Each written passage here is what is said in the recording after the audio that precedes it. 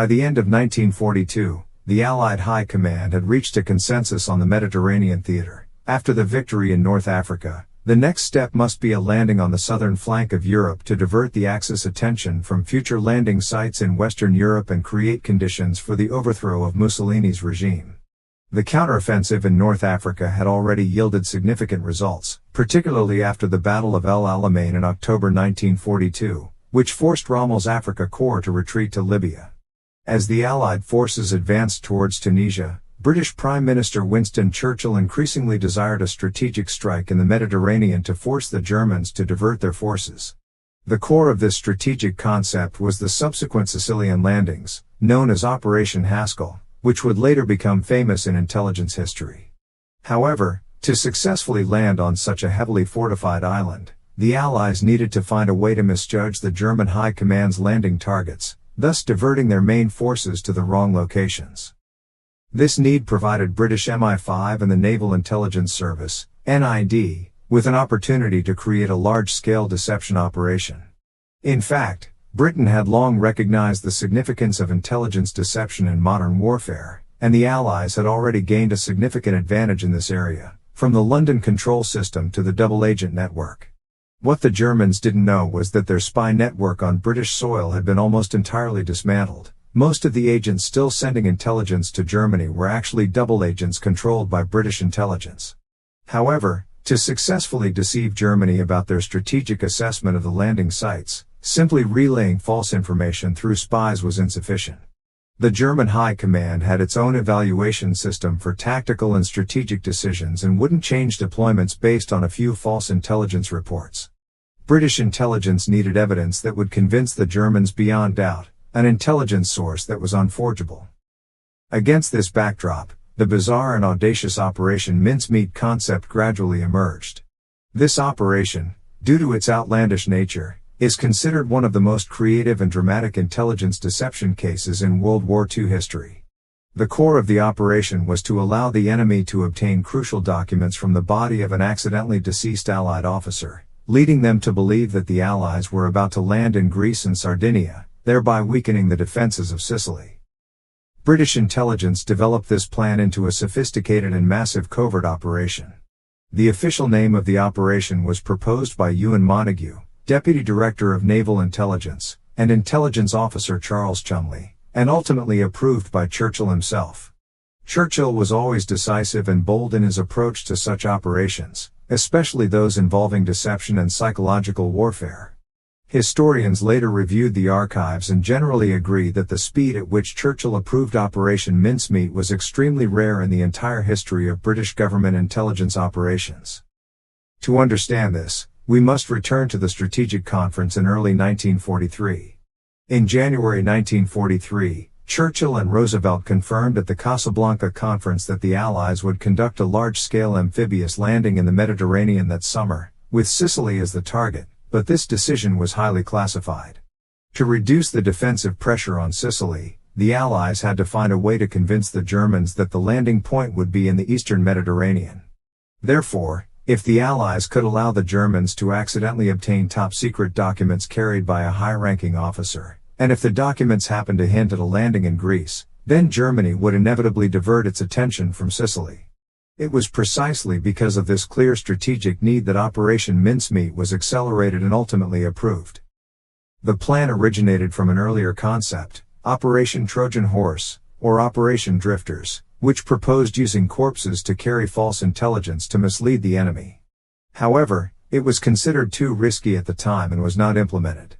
But with a change in attitude from Churchill and the Allied General Staff, this early idea had a chance to be revived in early 1943. After reading the initial proposal, Churchill himself left behind a famous quote, "In war, the truth is too precious to be without a bodyguard of lies." This concept perfectly reflects his emphasis on deception. The actual execution of Operation Mincemeat was undertaken by Room 17 of the British Naval Intelligence Office, a group operating under the guidance of then Chief of Naval Intelligence, Admiral John Godfrey. Juvenal Montague, as the principal investigator, played a crucial role throughout the operation. He was responsible for coordinating intelligence, diplomacy, forensic work, and document preparation, as well as liaising with the military, government, and pathology experts. Meanwhile, Charles Chamley was responsible for liaising with MI5's double agent program to ensure that information was not leaked or contradicted before the operation's execution. The first step in the preparation was finding a suitable body. This was one of the most controversial and dramatic phases of the entire operation. The plan required that the body not only be able to be disguised as an officer who had died in a plane crash or drowning at sea, but also be so convincing that a forensic examination would not question the falsification of the time of death, cause of death, or identity. Therefore, the body had to possess certain characteristics: emaciated, without obvious signs of violence, and the cause of death could be explained as drowning or organ failure due to sudden hypothermia. Crucially, the body could not cause legal trouble in the UK, family consent was required, and the body's identity had to be completely disappeared or falsified. Within the British Military Medical and Pathology Network, British intelligence eventually located a largely unknown figure from the lower rungs of society, Glyndwr Michael. Michael was a 34-year-old homeless man from Wales who died from ingesting bread containing phosphorus rodenticide. While not a drowning, the lung damage caused by phosphorus poisoning could, under certain conditions, be mistaken for suffocation in seawater. Moreover, Michael's life was completely devoid of social traces, allowing MI6 to easily reconstruct his life. Michael's death in January 1943 was considered perfectly timed within the preparation period. Therefore, after consultation with the London Municipal Medical Examiner's Office, Michael's body was secretly transferred to Naval Intelligence and cryogenically preserved for several weeks for subsequent camouflage. Meanwhile, Montague's team began constructing the entire identity system for this fictional officer. This character was named Major William Martin, belonging to the Royal Marines. His rank, service background, personality traits, social relationships, and even personal hobbies were meticulously crafted with extremely realistic details. British intelligence knew that German intelligence officers would infer even the slightest inconsistencies in document analysis. Therefore, they had to make Martin's life sufficiently credible. The documents had to show he was a real person, and his records had to be of a type common within the British military system, but not obviously contradictory to other officers' personnel records. To further reinforce the authenticity of William Martin, Montague's team constructed a series of personal items, commonly known as pocket litters, including bank statements, theater ticket stubs, private letters to his fiancée, notes left by his family, insurance policies, and records of ordinary living expenses. The purpose of all these items was to convince those who discovered the body that he was a real British officer, not a fabricated spy. Furthermore, German intelligence was accustomed to meticulously examining the life traces of intelligence sources, such as paper wear, handwriting habits, and whether there were natural emotional fluctuations in private interactions. Therefore, these items had to be written by a real person and artificially created with signs of use. This process could almost be described as psychological engineering, its precision being extremely rare in the intelligence history of the time. But the most crucial part remained the letter designed to mislead German intelligence. The letter, written by Archibald Nye, Deputy Chief of the General Staff of the British Army, to the Allied command in the Mediterranean, subtly hinted that a landing in Greece was the primary objective, while deliberately using a down-to-earth tone to mention the feint operation in Sicily, thus misleading the Germans into believing that Sicily was merely a diversionary tactic. The letter's tone and wording underwent multiple revisions to ensure it conformed to the conventions of written communication between senior officers, including formal yet not overly formal language, a sense of camaraderie, and careful expression of sensitive intelligence. Historical records show that Nye worked closely with Montague in crafting the letter, believing that to make the Germans think they've seen something they shouldn't have, the letter had to appear a legitimate and natural document after routine security checks. Once all preparations were complete, the British Navy chose a suitable location for the operation, the waters near the southern Spanish city of Huelva. The choice of this location was not accidental. Although Spain nominally remained neutral during World War II, the Franco regime maintained close ties with Nazi Germany, and the German intelligence agency Abwehr stationed in Spain was particularly active. Crucially, there was a long-standing cooperation between local forensic experts, police, and German agents in Huelva. If an officer's body washed ashore, it was almost certain to be handed over to the Germans for analysis immediately. Therefore, dumping the body there was the ideal solution to make the enemy believe they had accidentally discovered intelligence. In late April 1943, the British submarine HMS Seraph received a highly classified mission, to be carried out personally by its commander, Captain Norman Jewell. The mission required Seraph to secretly reach the waters off Huelva at night, place the disguised and preserved body of Major William Martin into the sea, and ensure that the body would drift with the current to the Spanish coast. To achieve the desired effect, the body was placed in a specially made steel cylinder filled with dry ice to slow decomposition. However, it was thawed the day before being dumped, allowing it to decompose at the rate of natural drowning. Before the operation, the entire crew of the Seraph were told it was a mission of national destiny, but all details regarding the body and intelligence were strictly confined to a small group of officers. As the tides shifted on the morning of April 30, 1943, the Seraph submarine was launched. The body, wearing a life jacket and a British naval uniform with clearly visible epaulettes, floated on the surface, its pockets filled with documents and personal belongings.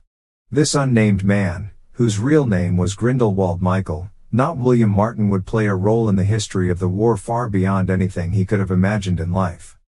When the body of Major William Martin drifted to the coast of Huelva on April 30, 1943, the real test of the operation had just begun. The British knew that no matter how meticulous the preparations, if the body could not be delivered to German intelligence successfully, or if there were any deviations during the delivery process, Operation Mincemeat would be a complete failure. Therefore, in designing the entire operation, British intelligence not only focused on the authenticity of the disguise but also accurately predicted the reaction mechanisms of the enemy and neutral countries to ensure the smooth operation of the entire intelligence chain. That morning, a Spanish fisherman named José Antonio Reyna was the first to discover the body. Initially, the fisherman thought it was a simple drowning accident, but when he saw the clearly visible British officer's uniform and life jacket on the body, he immediately notified the local gendarmerie. The British were relieved to learn of this detail later, as it meant the body had entered the process handled by Spanish officials from the beginning, rather than being secretly buried or disposed of by nearby fishermen. The Spanish gendarmerie took the body to the Huelva local police station and quickly realized it might involve military intelligence, so they transferred it to the local maritime department, and then to Eduardo del Torno Reyes, a forensic pathologist at the Huelva Provincial Hospital, a scholarly forensic pathologist considered professional but not overly strict in the area.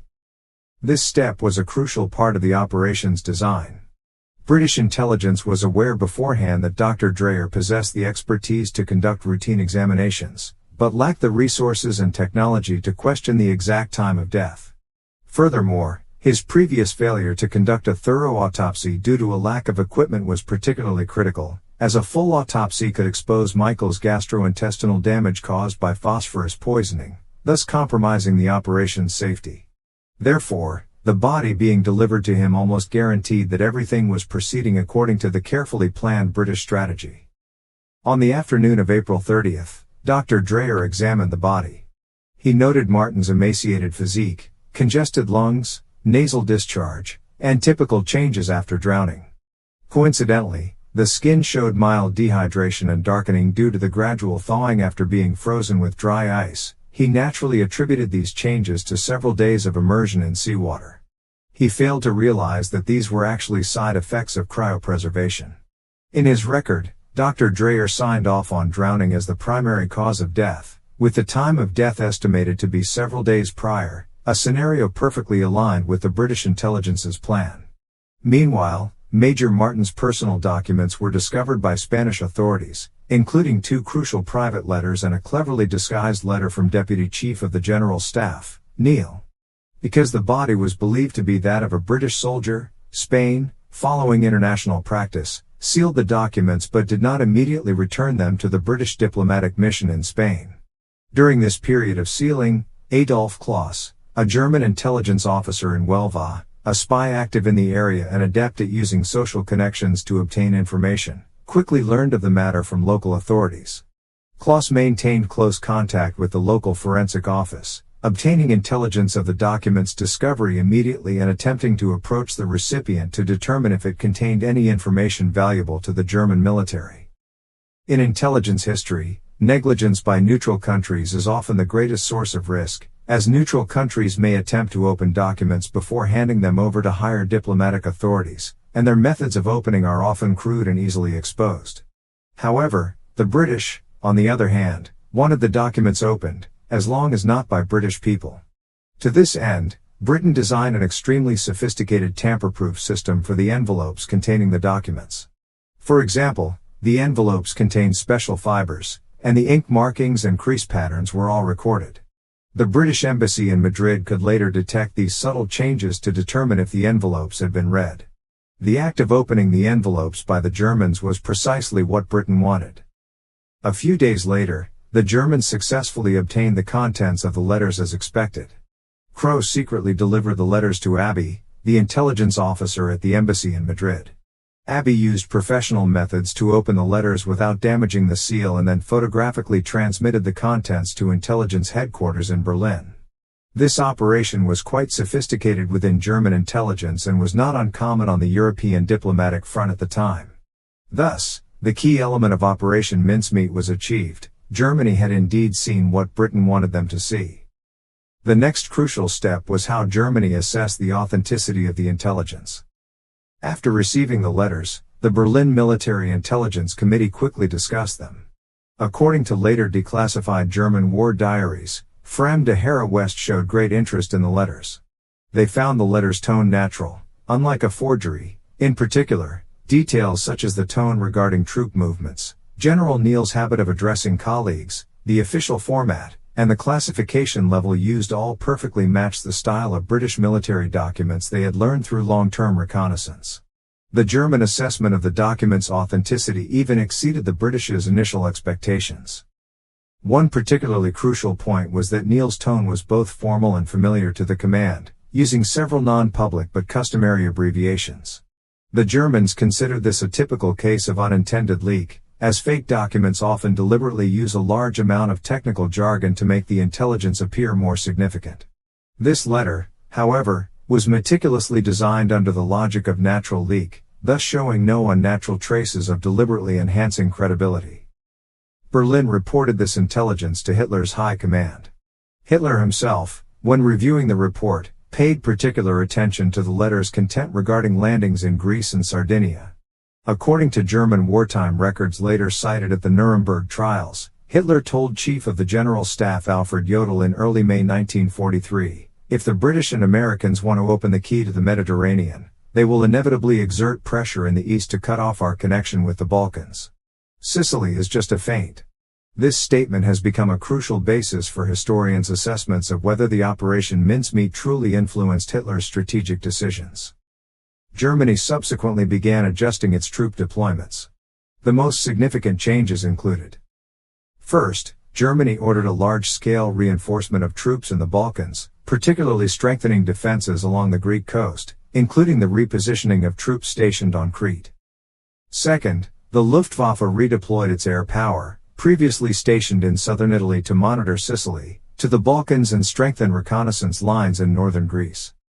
Third, the German army began deploying additional artillery positions and anti-landing obstacles on Sardinia, the construction of which actually consumed a significant amount of limited German and Italian resources. Fourth, Hitler ordered the German High Command to conduct a strategic analysis of the possibility of an Allied two-front invasion, thus delaying the southward deployment of armored units originally stationed in Italy. These actions actually occurred between May and June 1943, a crucial period for Allied preparations for the Sicilian landings. Post-war German records admit, "We considered Greece a potential main battlefield," a judgment based on the direct interception of British and American documents. This record almost directly confirms the success of British deception. At the time of all this, Britain was completely unaware of the success of the operation. To determine whether the intelligence had been read by the Germans, the British Embassy in Madrid, following the procedures established by Montagu, requested the Spanish side to return Major Martin's belongings to the British as soon as possible. Several days later, the sealed letters were returned to Britain, and Montagu's team immediately compared the envelopes with the documents. As they had predicted, the fiber structure of the envelope seal had changed subtly, and the position of the creases was different, indicating that the documents had been opened by the Spanish side. Montagu wrote in his diary at the time, "It was a silent certainty, the opened envelope gave a greater sense of victory than Hitler's telegram." To further confirm the German reaction, British intelligence began closely monitoring the double agents within their double-cross system, especially the notorious Garbo, whose real name was Juan Pujol, a Spanish-British double agent. Through his intelligence, the flow of information within Germany began to shift. German intelligence personnel complained to Garbo about their lack of sufficient resources in the Balkans to prepare for a possible large-scale Anglo-American operation. There were even reports that German command believed the Allies were highly likely to launch a joint leapfrog landing between Rhodes, Crete, and mainland Greece.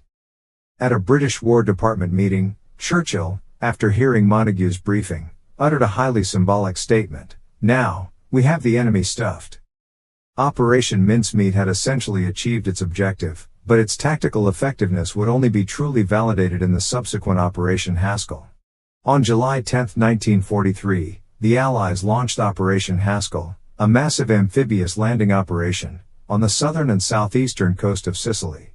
To the surprise of Allied Commander Dwight Eisenhower, the German defenses were far more dispersed than expected. No large-scale mechanized counteroffensive forces were deployed along the southern coast of Sicily, and some sections of the coast were defended only by Italian local divisions. Initial German and Italian resistance was relatively weak, allowing the Allies to quickly establish several beachheads. Several days after the landings began, Allied intelligence, monitoring German communications, discovered that German operational directives still emphasized that the danger of landing in Greece is far greater than in Sicily. Even days after the landings began, Hitler mentioned in a telegram to King Victor Emmanuel III of Italy that he believed the Sicilian landings might be a diversionary tactic, and that the real fighting was in the east. Although the Germans eventually realized the landings were real as the Allies advanced, the strategic miscalculation caused by Operation Mincemeat significantly delayed their reaction time and troop deployment. Historians generally agree that Operation Mincemeat played a crucial, but not the sole, role in the success of the Sicilian landings. Factors such as Allied naval and air superiority, low morale among Italian troops, and control of the Mediterranean were equally significant. However, without Operation Mincemeat's successful misleading of the German army might have concentrated its stronger armored forces on key coastlines in the early stages of the landings, resulting in higher casualties and a more difficult advance. Operation Mincemeat subsequently became a classic case in British intelligence history, known for its bold methods, meticulous execution, and far-reaching impact. More importantly, it demonstrated that in modern warfare, the authenticity of documents does not stem from their source, but from the enemy's judgment of their chance nature. For those involved in the operation, they were acutely aware of a cruel truth: the key to altering the course of the entire war was an unnamed corpse, Grindelwald Michael, an unknown and impoverished man in life, who, in death, was remembered in another's name in a world-class strategic game. Following the successful execution and decisive breakthrough of Operation Herrscher, the strategic value of Operation Mincemeat began to be recognized within the Allied forces. However, in retrospect, historians are truly impressed not only by the operation's design and execution, but also by its profound impact on intelligence strategy, enemy assessment, diplomatic relations, and military psychology in the post-war period.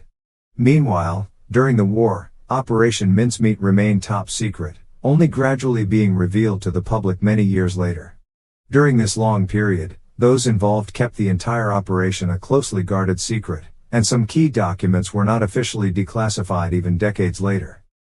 To understand the full picture of Operation Mincemeat, it is essential to begin with the series of political, military, and diplomatic repercussions it triggered after its completion. First, with the successful landings in Sicily, the situation on the Italian mainland deteriorated rapidly. The Mussolini regime collapsed in late July 1943, the Italian Grand Council passed a vote of no confidence against Mussolini, and the king subsequently announced his arrest and appointed Marshal Badoglio as prime minister. Although a formal armistice agreement between Italy and the Allies would still take several weeks, the situation had fundamentally changed, something Germany could not have foreseen. Historians generally believe that Germany's large-scale, erroneous deployment of troops to Greece, Sardinia, and Crete between May and July 1943 prevented it from quickly assembling sufficient forces on the Italian mainland to counter Allied pressure. Particularly during the crucial period of the Sicilian campaign, the German army should have quickly transferred some of its mechanized units stationed in Greece and the Balkans to southern Italy. However, due to Hitler's misleading belief that the main offensive was still in the eastern Mediterranean, these troops were forced to remain in the Balkans and even along the Aegean coast. Post-war German documents admit that in the early stages of the Sicilian landings, they could not initially identify the main battlefield, leading to a slow response. More notably, Operation Mincemeat not only led Germany to make strategic errors but also created internal chaos within its command structure. There had always been debates within the German High Command regarding strategic direction, and Operation Mincemeat provided seemingly irrefutable evidence at this sensitive moment. The German Army and Navy general staffs already differed in their assessments of the Mediterranean situation. The Army favored the view that the Allies would advance directly from North Africa to Italy, while the Navy emphasized the geopolitical advantages of the Greek direction. The false letter provided by Operation Mincemeat reinforced the Navy's view, causing the internal debate to temporarily lean towards a Greece-centric approach. This was confirmed in later post-war documents. However, for British intelligence, confirming whether Germany was truly misled strategically was another extremely delicate art.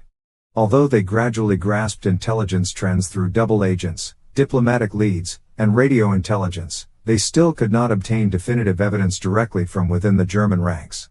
Therefore, Montagu and his team had to rely on more indirect but highly sensitive indicators, such as changes in the flight paths of German reconnaissance aircraft, German fuel allocation records in Greek ports, supply transport routes at bases, and the number of temporary defensive zones established by the Germans in the Aegean Sea.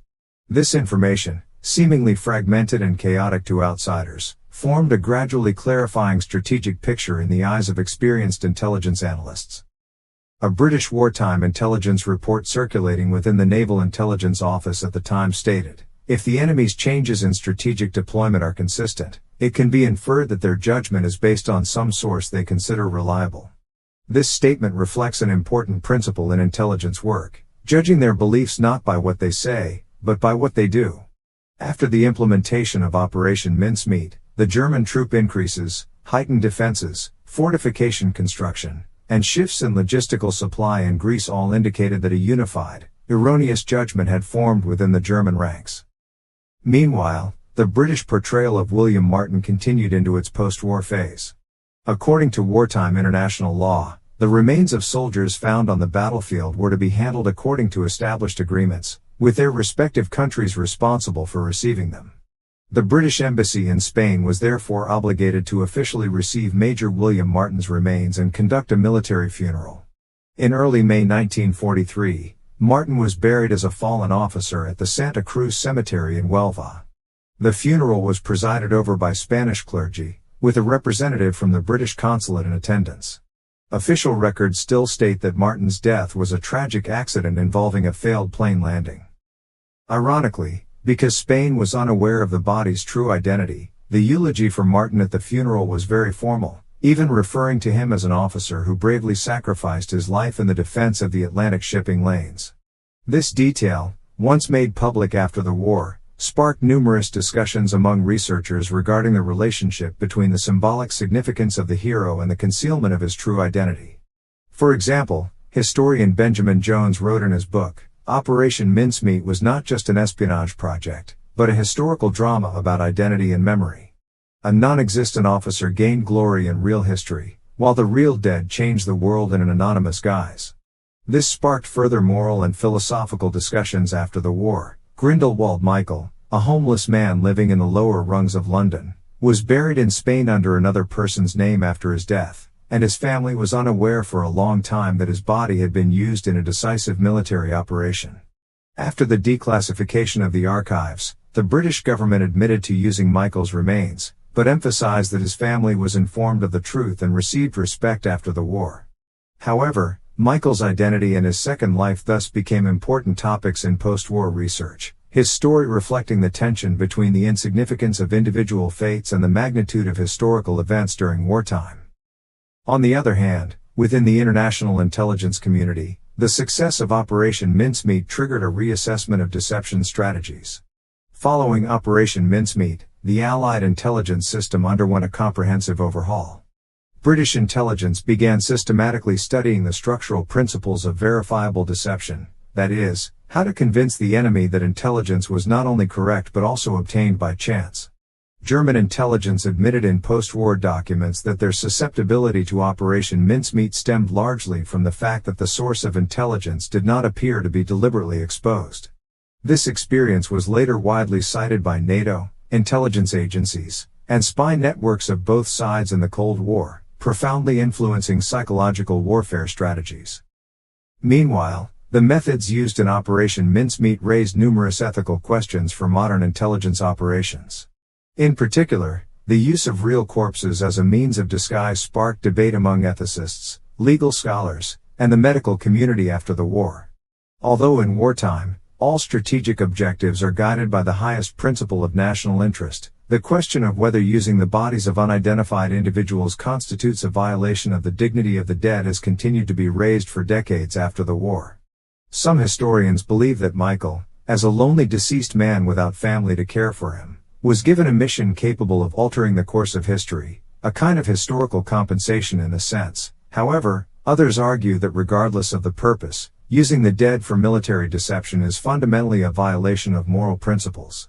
These discussions, however, could not have been openly conducted during the war, only entering the public eye after classified documents were released. From a military history perspective, the success of Operation Mincemeat directly led Germany to reflect on the shortcomings of its intelligence system after the war. Throughout the war, the German Abwehr intelligence agency was easily misled by the Allies due to its over-reliance on documentary intelligence.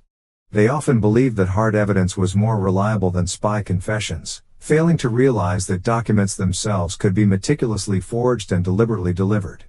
This lesson was cited by many intelligence agencies after the war, becoming a typical case study in intelligence education.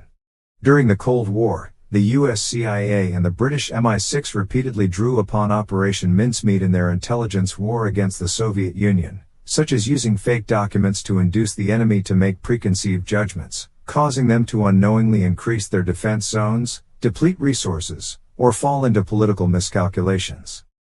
Furthermore, Operation Mincemeat had a significant impact on the Allied intelligence organization itself.